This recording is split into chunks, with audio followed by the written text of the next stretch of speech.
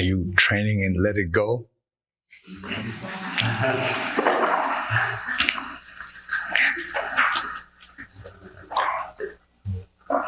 You know, that really is the training. You have to let it go completely.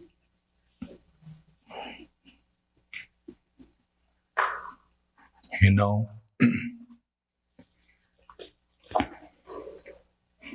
freedom and liberation, see? And then enlightenment. Yeah. State of enlightened mind is awakened state versus ignorant state, see? That's the definition of enlightenment.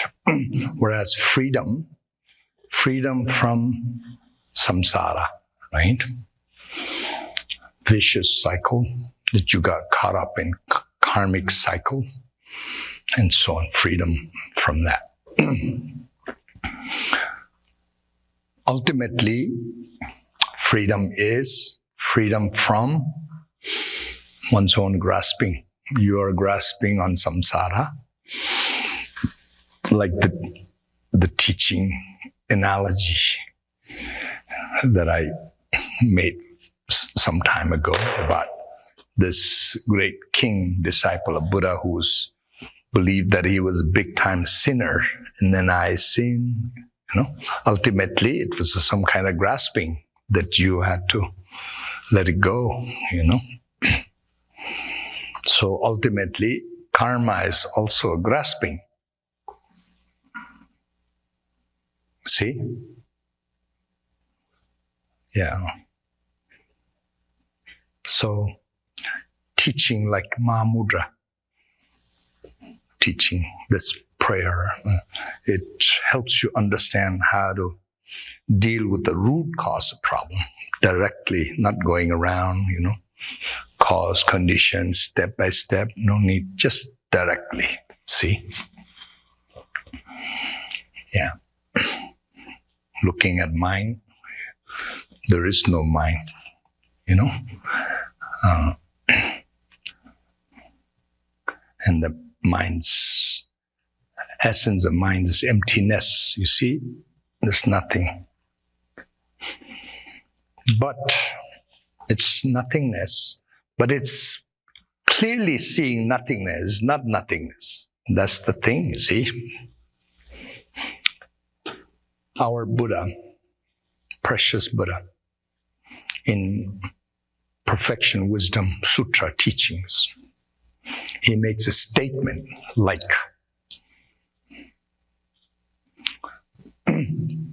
to see nothing is to see things correctly. See? That's a correct seeing. When you see nothing, you see Dharmakaya. Understand? See? Sambhogakaya and Nirmanakaya manifest from there. That's the foundation of everything. Yeah. And what is that? That's your own nature mind, our own nature mind. And true nature of all sentient being is Buddha, as Mahamudra prayer says. But not understand. You didn't understand your Dharmakaya nature, Sambhogakaya nature, Nirmanakaya nature. And then you got lost. Lost by, you know, mistakenly identifying your own true nature. The three poison. You see, the other side of the poison is wisdom. And you didn't see the wisdom, and you got completely confused with the poison, and you hold on, hang on. My goodness, it could get so bad. If the hang-ons are bad, you can get so bad. And guess what? Bad as hell. That's the definition of hell. Hell is nothing, it's not real, you know. But you hold on so much So much grasping. The bigger the grasping, the bigger the pain and suffering, you see. You see, everything is so rigid, so real, and it's so difficult to forgive anything. If somebody violates you and you just had to fight back and you take life, kill, destroy, rob, whatever, You see? And that's how strong your grasping is. And that kind of grasping will cause you to experience hell. Like that. And then there are many different kinds of hell. The worst of all hell is called Avici hell in Sanskrit. In Tibetan is Narmepa. And this is so sad. The definition of Narmepa, Avici, is there's no break even between suffering. That's the definition. Other hells, terrible as it is, there are moments of time when you didn't suffer. Like temporary moments of no suffering moment also exists in hell, different kinds of hell. The worst hell of all, constant torment. You don't even have a sort of like, 1 second break from suffering. It's suffering, hell like this exists, Amazing. You see? But it's non-existing phenomena, and your mind created, It's so sad, huh?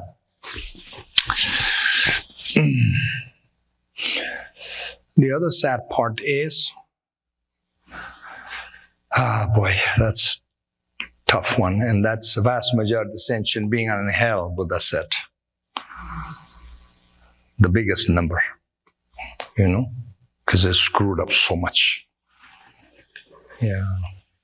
You see, there are far more animal beings than human, you see? Far more hungry spirit beings than animal beings. Far more hell beings than hungry spirit beings. This is so sad, Yeah. And the other sad thing is once you're in lower birth, so difficult to get out of that. That's what Buddha said. It's so difficult to get out of that. One of the definitions of pressure human birth is that it's so difficult to get out of lower birth. This turtle and ring story and thing, this literally is true. That's how hard it is to get out. Like that. Things like that. Yeah.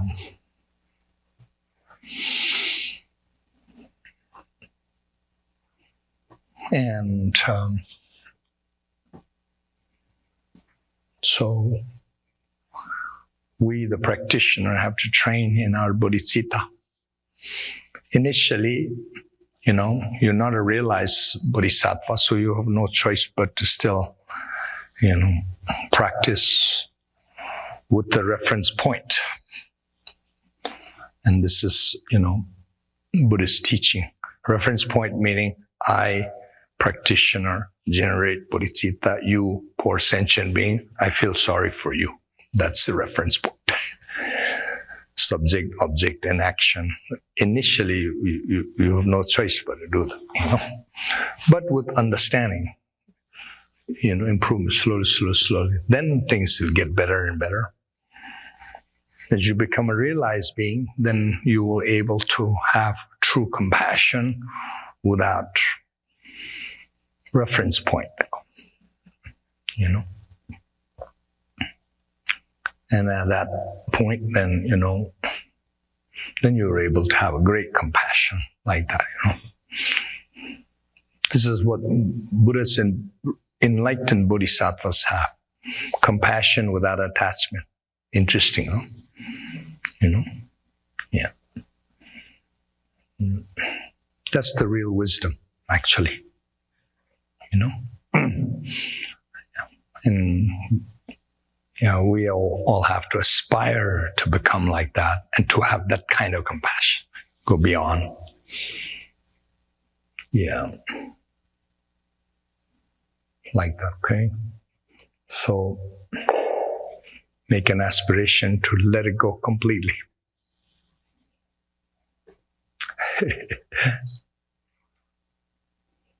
Yeah. That's the definition of renunciation, revulsion of samsara, renunciation of samsara, and so on. Literally means you're absolutely not interested in any samsaric stuff at all, you know? Yeah. And then you're close, if your mindset like that, you're very close to becoming freedom. Then you realize, oh, I was so wrong about everything. You know? Yeah, like that.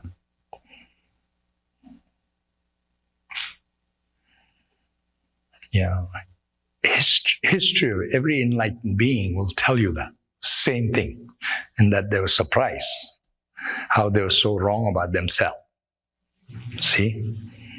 Yeah. You know, I didn't know I was holding on to it. You know, it's that kind of surprise. You know, like that. Okay.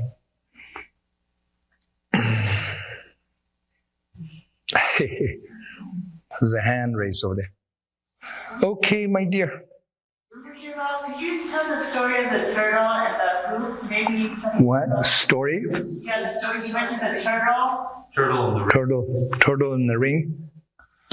Yeah, this story, Buddha told the story in Sutra, Turtle in the Ring, and it's repeated by many Buddhist masters. Like Shantideva also mentioned in Shantideva's teaching, and Patrul Rinpoche also has that in the words of My Perfect Guru, also a section on human birth, you know, how rare human birth is. Story goes like this. It's just amazing, you know. Buddha says, you know, precious human birth. Now, definition of human birth here, not just human birth, but precious human birth. Okay? Somebody who come to understand Dharma. That's the defining characteristic of precious. Definition of precious human birth is, you know, leisure and endowment. This is, you know, scriptural terminology. Leisure, leisure from, in other words, free, you know, freedom and endowment. Leisure from 8 unfavorable conditions. That's the definition. Okay? An endowment is well endowed with 10 opportunity. This is the definition of precious human birth. Okay? So I'm not going to go through all these 8 unfavorable conditions and 10 endowments all one by one. But let me just explain, and the reason why I have to say this because we're trying to make a point of precious human birth and what Buddha told. Buddha said how hard it is to obtain a precious human birth. And that is, he says, how hard it is, for instance, he says, this whole earth, entire globe, planet Earth is just one giant, mighty ocean. Okay? Whole world is one ocean, giant ocean. And then suppose, he says, there exists a blind turtle bottom of the ocean. And suppose the turtle can live for thousands of years. Okay? And then suppose there is a wooden yoke. This is a wooden ring that you know, animals' neck, I think it's some kind of plowing, what do you call, like, farmers use in plowing the thing, and you know, these bulls have in their neck ring like that, you know, and some wooden ring like that floating on the surface of the ocean. Waves are blowing, winds are blowing, and it could be anywhere at any moment, right? Giant ocean like that. And then he says, situation like that. Suppose this blind turtle, who can live thousands of years, comes out from the bottom of the ocean once a year to the surface of ocean. Just one time, every year, comes out to the surface to make the point, Buddha's did. And the wooden yoke that's floating around in the surface ocean, and the turtle, when it comes out once a year, its neck, turtleneck. Turtleneck. What is turtleneck? Okay. There's a clothing that's called turtleneck. And then it could become turtleneck. Okay. So, what I was saying, the turtle, blind turtle, comes out of the surface once a year, every 100 year. No, not once a year, every 100 year. And then his neck could fit into the ring, wooden yoke, which is floating on the surface. That's that possibility. You know what? It sounds unbelievable, the story. And you know what the Buddha's teaching is? Teaching says, probability of that happening is greater than obtaining precious human birth. Can you imagine precious human birth? This now I guess maybe I have to explain a little bit about human birth. Leisure and endowment, free from 8 unfavorable condition, well endowed with 10 opportunities. Somebody who has all qualifications meet, right state of mind, practice dharma and all those things. Okay? So, in general, you might think that's like too much exaggeration type of thing, right? No, I think it's literally a situation like that, A perfect Buddha, I can always give you a perfect example, that's the story. Turtleneck. And then the people who say turtlenecks, they got that idea from that. They stole that idea from Buddhist literature.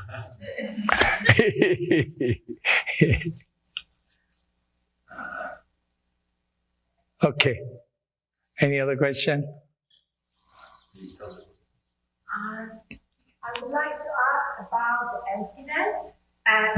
In Tibetan language, there are 2 words, tongfei and tongfei.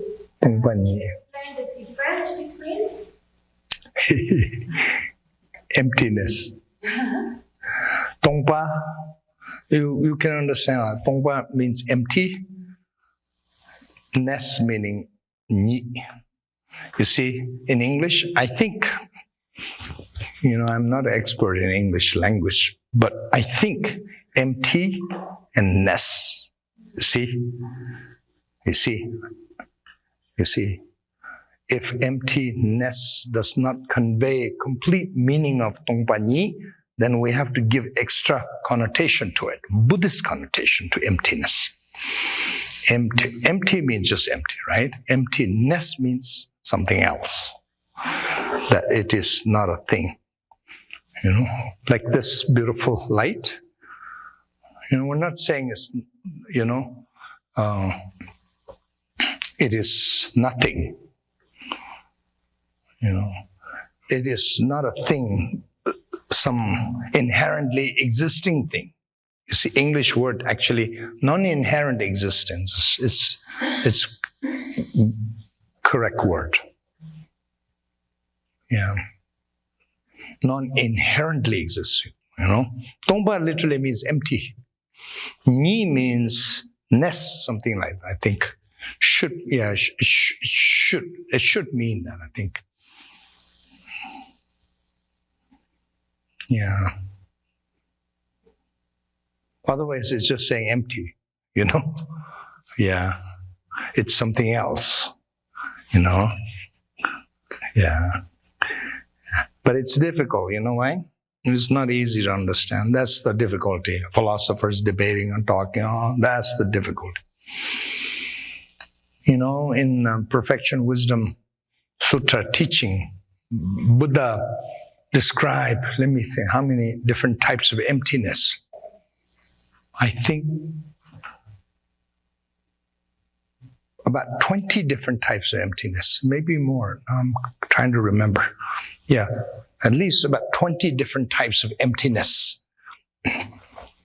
Emptiness of, external emptiness, inner emptiness, intermediate emptiness, emptiness, and so on and so on. All detailed explanations. Buddha taught all these different possibilities, the different mistakes people can make, and he's trying to, correct them all. Yeah. So, can you believe you can have about 20, maybe more? Now I'm kind of forgetting. Yeah, different types of possibilities of emptiness exists. See, Buddha actually taught these. Yeah.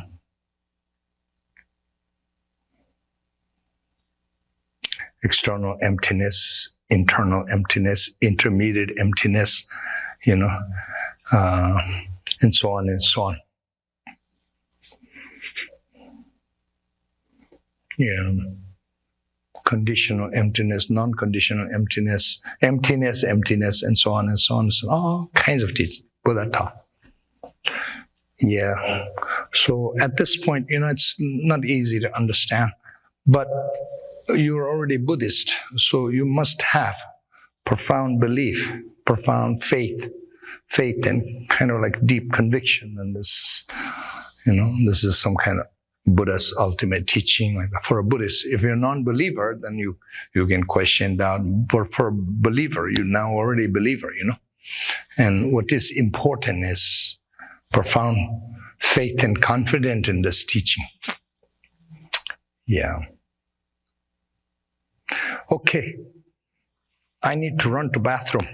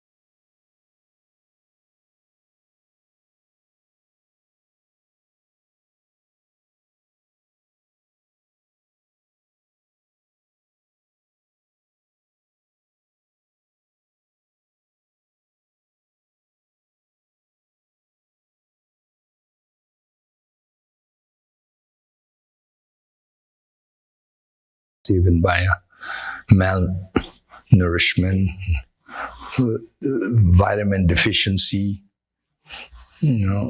lack of energy, all those kind of things are called not good, right? So then I think you have to probably change that. Yeah. And then one of the things is that, part of the thing is also not enough motivation. How important Dharma is. So then you're like, oh, I don't feel some, because you didn't understand how urgent it is, It's been said, you have to see it like almost like fire burning your hair. You have no chance to say, oh, I am. No, you have to just do, You have to have those kind of understanding too, Yeah. And then other thing you can do is if you like that, some immediate technique-wise, some breathing technique will help. If you breathe in and out, hold breath, and then it could push you up, and your mind becomes clear like that.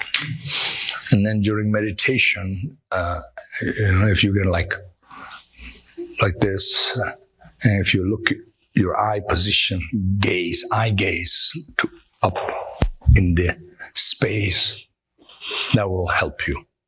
Also, yeah.